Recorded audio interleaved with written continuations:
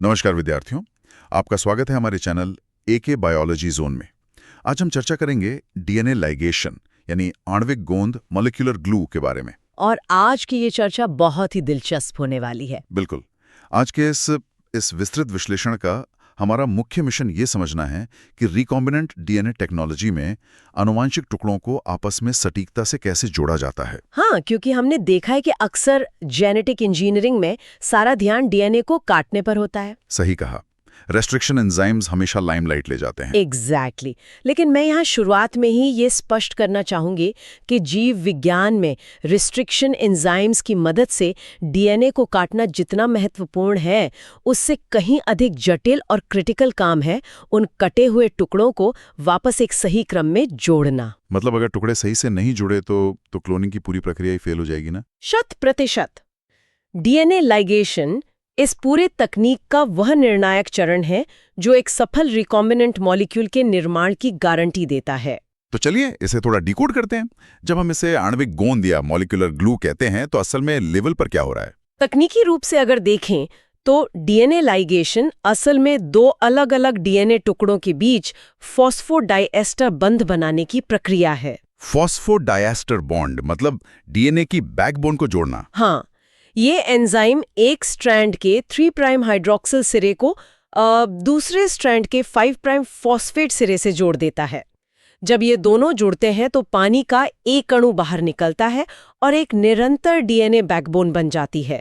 तो ये एक तरह से टूटी हुई पटरी को वेल्डिंग करके जोड़ने जैसा है। बिल्कुल सही उपमा है। अब हमारे रिसर्च नोट्स में इस काम को अंजाम देने वाले दो प्रमुख एंजाइम्स का जिक्र है, T4 डीएनए लाइगेज और ई कोलाई डीएनए लाइगेज। हाँ, और इन दोनों के बीच के अंतर को समझना विद्यार्थियों के लिए बहुत जरूरी है। तो अगर हम T4 डीएनए लाइगेज से शुरू करें तो T4 DNA ligase bacteriophage T4 से प्राप्त किया जाता है।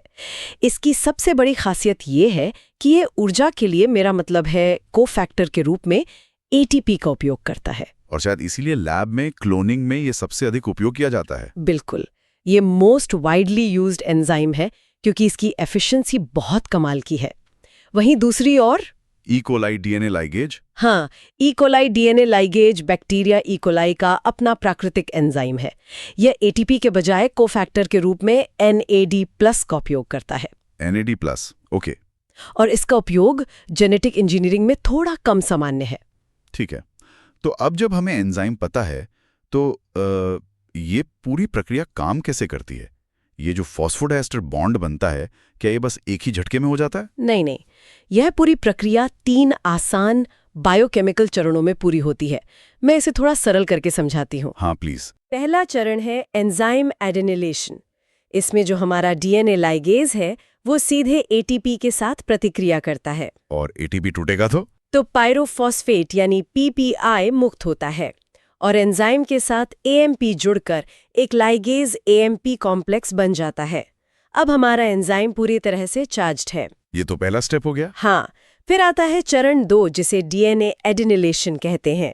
यहाँ वो जो AMP एंजाइम से जुड़ा था उसे डीएनए स्ट्रैंड के 5 प्राइम फॉस्फेट समूह में स्थानांतरित कर दिया जाता है। अच्छा, तो AMP अब डीएनए पर चला गया। एग्जैक्टली। इससे वो 5 प्राइम सिरा बहुत ज्यादा रिएक्टिव हो जाता है और यही हमें तीसरे चरण यानी निक सीलिंग तक ले जाता है। निक सीलिंग यानी फाइनल वेल्डिंग? सही कहा।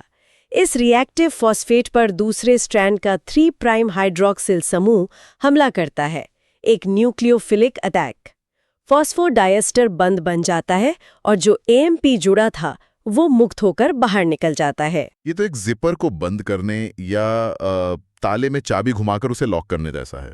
पहले आपने ताले में चाबी डाली जो कि AMP है और फिर घुमा के लॉक कर दिया और चाबी निकाल ली। बहुत ही बेहतरीन रूपक है।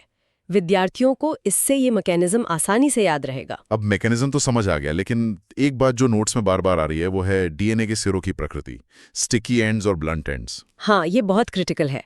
रिस्ट्रिक्शन एंजाइम से कटने के बाद सिरे कैसे बनते हैं, ये लाइगेशन की दक्षता तय करता है। तो स्टिकी एंड लाइगेशन इतना लोकप्रिय क्यों है? क्योंकि स्टिकी एंड्स में ओवरहैंग्स होते हैं, जैसे EcoR1 एंजाइम से पाचन करने पर जो सिरे बनते हैं। इन पूरक ओवरहैंग्स के बीच आपस में हाइड्रोजन बॉन्डिंग हो जाती है। मतलब वो एक दूसरे को चुंबक की तरह खींच लेते हैं। बिल्कुल। वे एक दूसरे के संपर्क में आते ही अस्थायी रूप से जुड़ जाते हैं, जिससे लाइगेज एंजाइम को अपना काम करने का पर्याप्त समय मिल जाता है।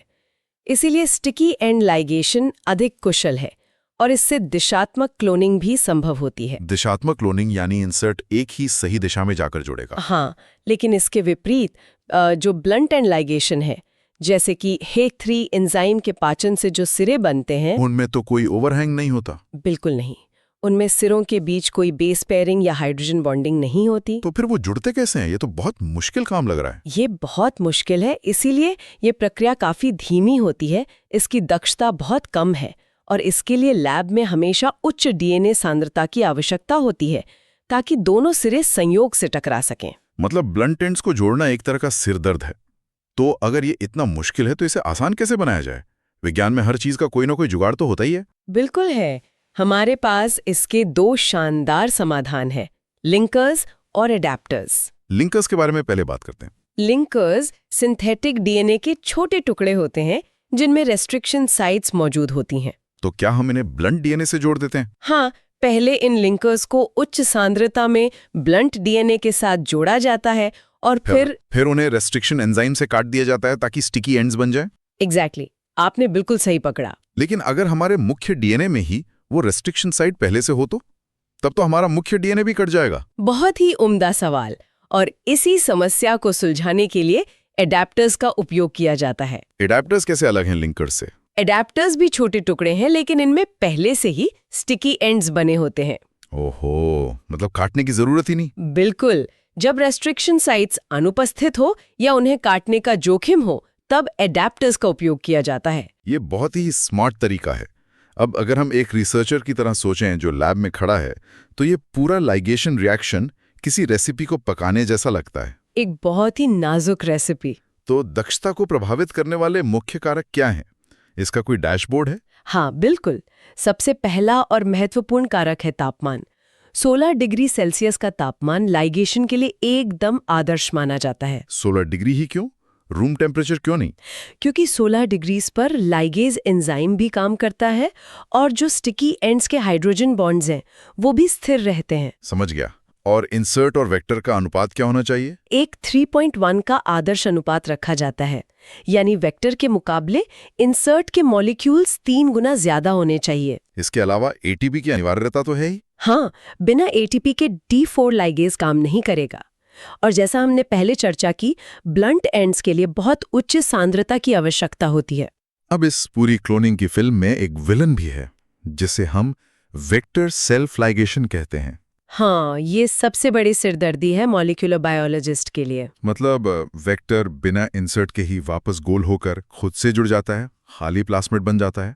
तो इस विलन को हराने के लिए हमारा हीरो कौन है? हमारा हीरो है क्षारीय फॉस्फेट या एल्केलाइन फॉस्फेट एंजाइम। ये क्या करता है? यह एंजाइम वेक्टर के कटे हुए सिरों से जो 5 प्राइम फॉस्फेट समूह होते हैं उन्हें हटा देता है।